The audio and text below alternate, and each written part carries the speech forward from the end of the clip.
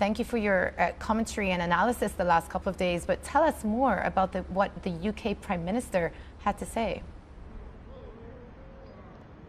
Well, naturally, I brought up the issue of the war in Ukraine because that definitely dominated the conversations here in Moldova, Romana.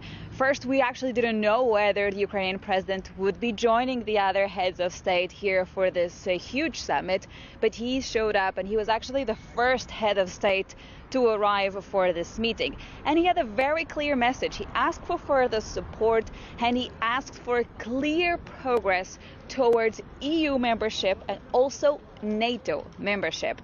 And just hours before his arrival here, we had heard from the NATO chief as well as the French president making comments that there needs to be a clear path for Ukraine to join the defense alliance. The French president, in fact, went as far as saying that that plan should be presented next month when the leaders of NATO gather for a summit as well. But when I asked the question of a timeline to the British Prime Minister, Rishi Sunak preferred not to give a precise date for when this plan might be announced. He preferred to emphasize that indeed, for the short term, what matters for the UK is providing further aid, whether that's military or financial support to Ukraine. Let's take a look. Well, I agree with the NATO Secretary General. Ukraine's rightful place is in NATO. What we're also talking to Ukraine about right now is making sure that they have all the support they need for a successful counter-offensive. One of the things we've recently done in the UK is provide longer-range weapons to Ukraine. We were also the first country to provide main battle tanks. I'm proud of that record. And we want to make sure that we put in place security arrangements for Ukraine for the long term, so that we send a very strong signal to Vladimir Putin that we are not going anywhere. We are here to stay and will continue backing Ukraine, not just now, but for years into the future. And he needs to know that, and we will send that signal of support.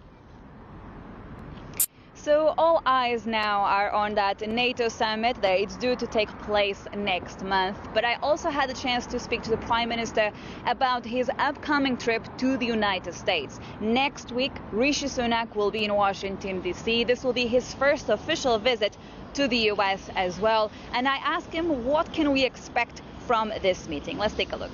The UK and the US have a very strong partnership, obviously cooperating very closely on matters like security and defence, in particular supporting Ukraine, but also we have an exceptionally close economic partnership.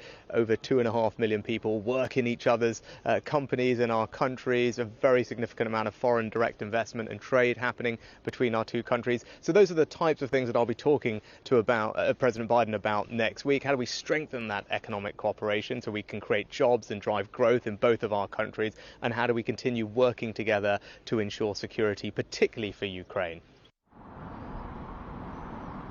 So you heard there that one of the aims for the Prime Minister is really to enhance economic cooperation with the US.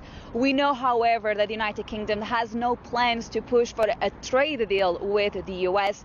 We also know that politically speaking, that is also a sensitive topic for the United States as well. But let's see, Jomana, what sort of sectors the Prime Minister will be looking to focus when he speaks with the United States President next week.